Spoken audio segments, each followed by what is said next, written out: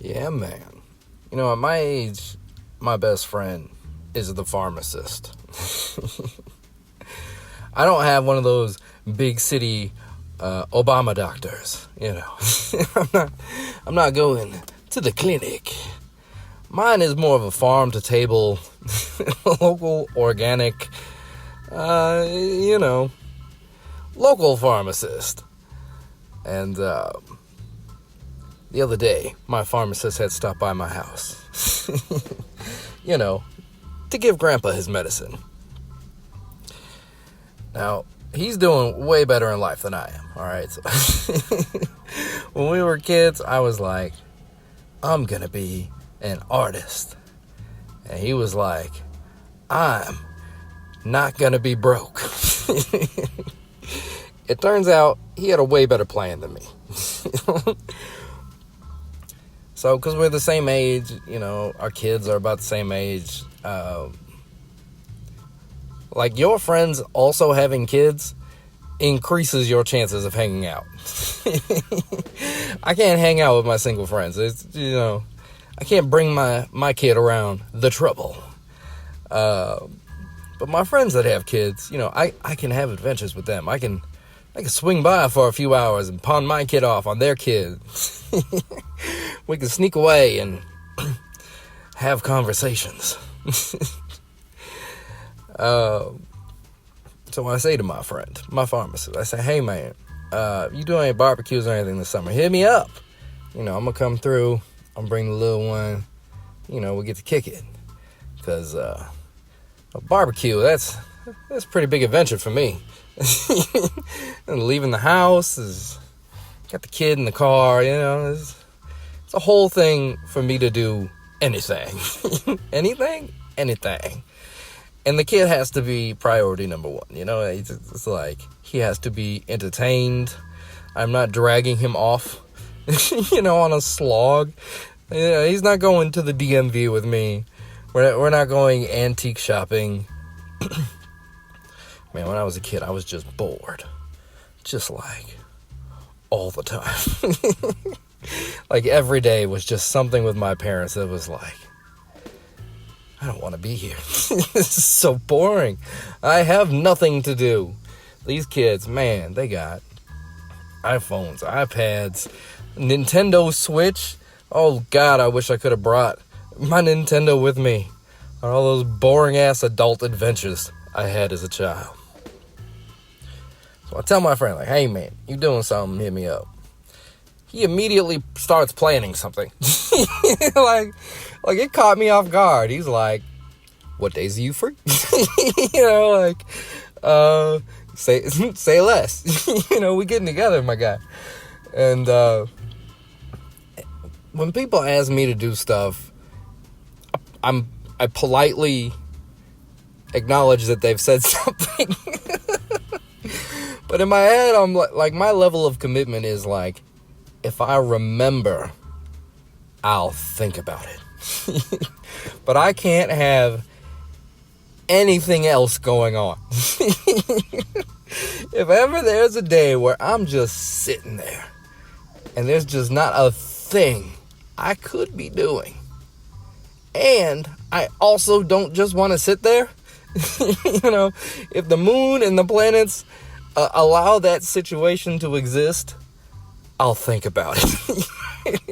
If the day hasn't passed, what I'm saying? I'll be calling people in the middle of summer like, hey, you want to go you was talking about doing carols? Come on, man, we got to go celebrate the holiday spirit. I mean, man, when you're old and you have kids, it's like, if there's a day where your kid can be occupied while you hang out with a friend, that's a good ass day. That's the kind of day gonna make you smile. Baby. Sorry, I'm from the 90s. I'm 40, and those are just the noises we make. If you're ever just like out in the world, in grocery store, locker room, and you just hear, baby, baby. Those are sounds that a 40-year-old makes. That means somewhere in your vicinity, there's a 40-year-old man with nothing to do that was like, fuck it, we ball. Tonight, I might have 2 drinks. Baby, baby. Yeah, man, being friends with my friends makes me feel like a cool kid. But, like, there's, like, a lot of black dads at my bus stop and at my kids' bus stop. And I feel like they don't think I'm cool. I show up in my tank top and my basketball shorts I've had on for the last 7 bus stop appearances. and they talk to each other, seem to be having a great time, and then just there's like no interest in me, and it's like I want to be liked, like I want people to be happy when they say, oh, hey, that guy's here, but I don't want any more friends. Like, I'd rather die than make another friend. Another friend?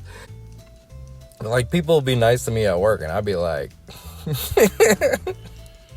hey, you want to see a picture? No, it's too much. You're too close. Back up, man. So anytime somebody was like, starts getting chummy with me, I'm like, whoa. Slow your roll there, Slick. This is a work relationship. I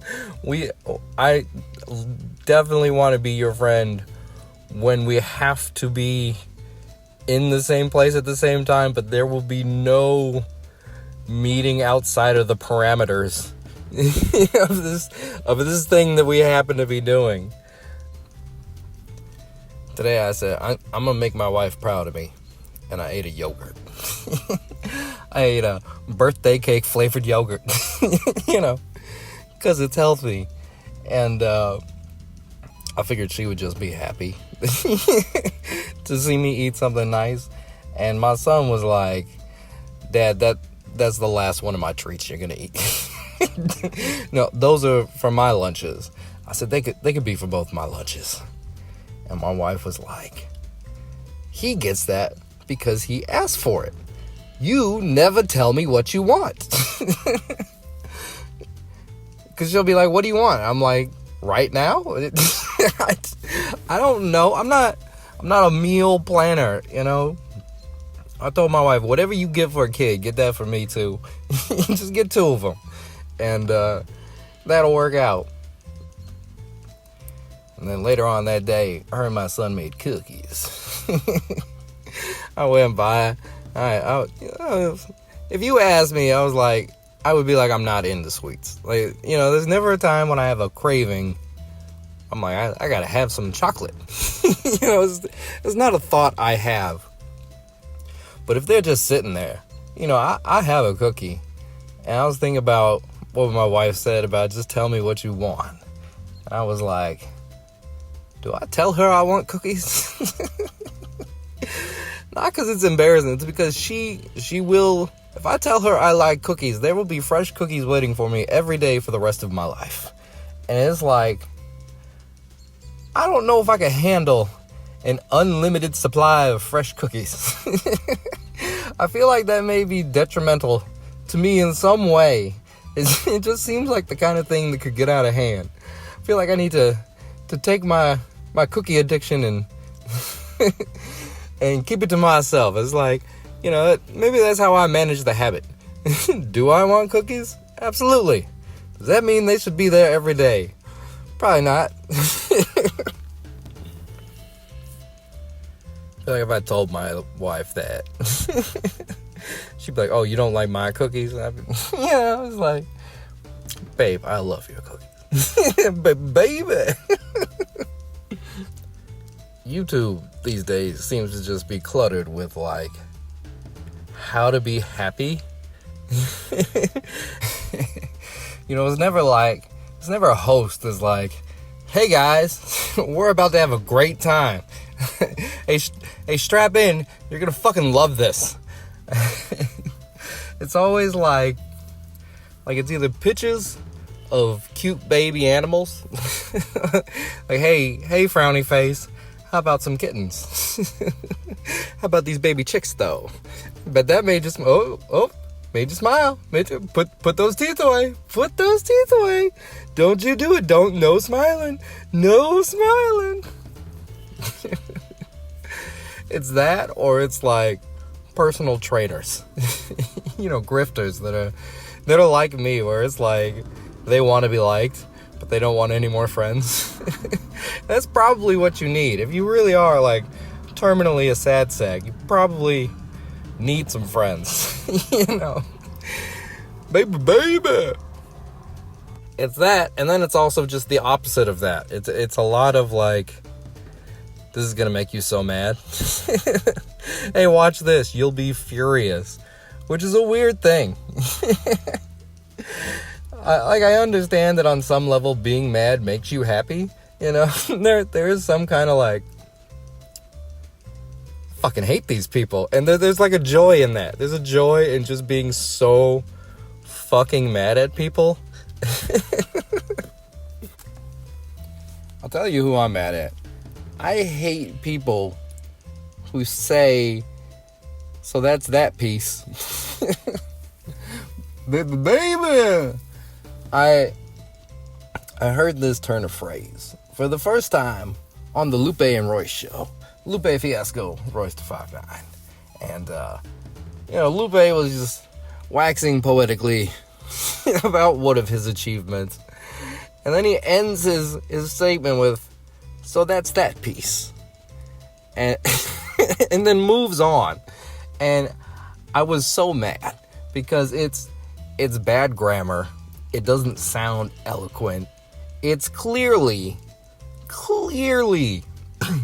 you parodying something someone else said. This is a clear example of something that some big tech shithead said at like a TED Talk. and then everybody just started saying it and bringing it into the lexicon so they too could appear to be smart. Informed. Hey, you recognize I said that? That's right. I'm a Steve Jobs guy. Oh, you know Muskisms? Shit, I knew you was smart. I knew. Big brain. Look at the brain on you. I don't like it. And Lupe said it, and I'm like, oh, that's cringe. But it's like, all right, that's a cringe thing to say, which is the appropriate response to this. Like, whoever the progenitor, whoever the patient zero of this phrase is, I promise you it's a tech jackass that misspoke. I think he said something wrong, and everybody, all these morons just ran to the streets to say it. And he's like, oh, people are saying that now? That's exactly what I meant to say. That's that piece. And it's like, but it's not. It would make sense in the context of like, all right, there's an idea I want you to understand. In order for you to understand that idea, I have to show you some other ideas. We're going on a journey. We gotta pack our backpack. We're gonna understand points A, B, C, and D. And then once we got all that, once we have all those separate pieces, then we'll get to the main quest. All right. But that's not the context in which people use it. People use it to end their statement. So it's not like, that's that piece. Now I'll present to you the next piece. And then once we have enough pieces, we'll see what the picture is that we're looking at. They say one thing. And then that's that piece. Of what? If there's only one piece, it's not a piece. That's the whole thing. That's not That's it. That's the thing. So that is the end of my. So that it's a fucking swarmy way of saying. So that's that part. So that's that. Ugh. It makes me so mad because it was like Lupe said it, and I was like, thank God I never have to hear that again. But now it's like I'll be in business meetings and like CEOs of companies will say it. I'm taking classes and the teacher is saying it. I'm watching YouTube videos and I'm so mad. This fucking phrase has just filled the fucking minds of the people. That's that piece. Is one of those things where it's like you understand the meaning through the context of someone communicating to you. They're like, they say it doesn't make sense, but you intuitively understand, oh, they're saying that's the end of what they're saying. That's that piece is, so I'm done talking. That's what they're saying. There's no more gas, all right? I'd like to take a break, and it is somebody else's turn to speak now.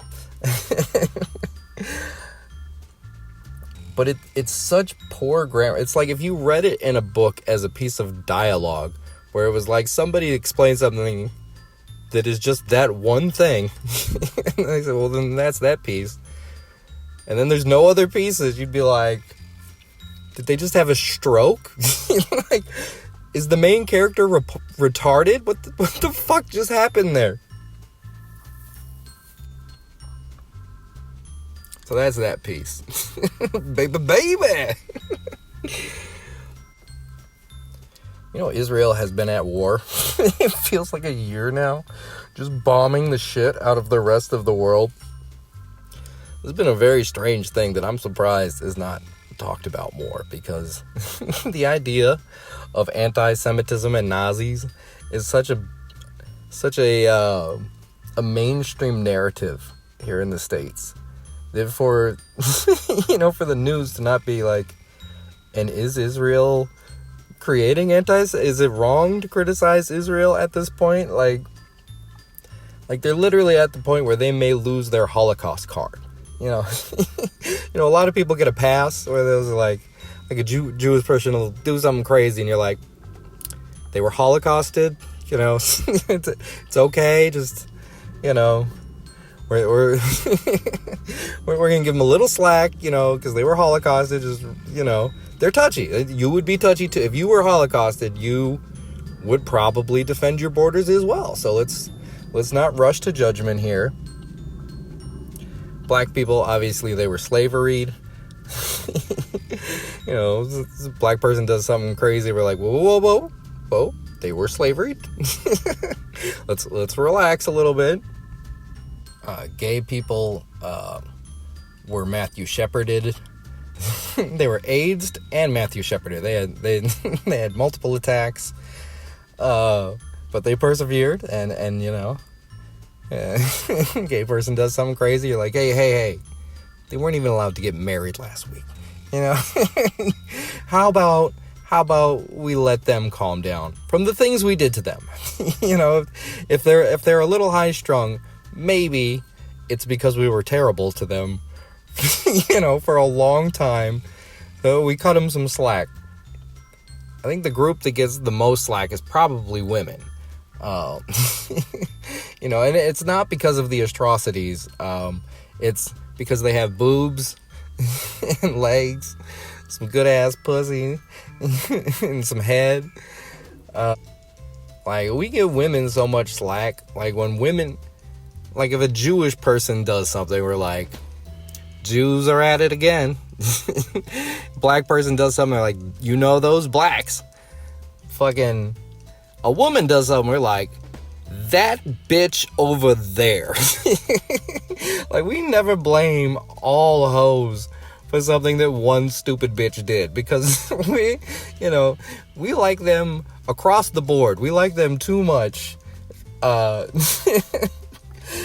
degrade the entire, gender. I don't even know what they are anymore. 2024. Anyway, those are some thoughts I had. Yeah, Jesse is getting fat, which is funny. I just want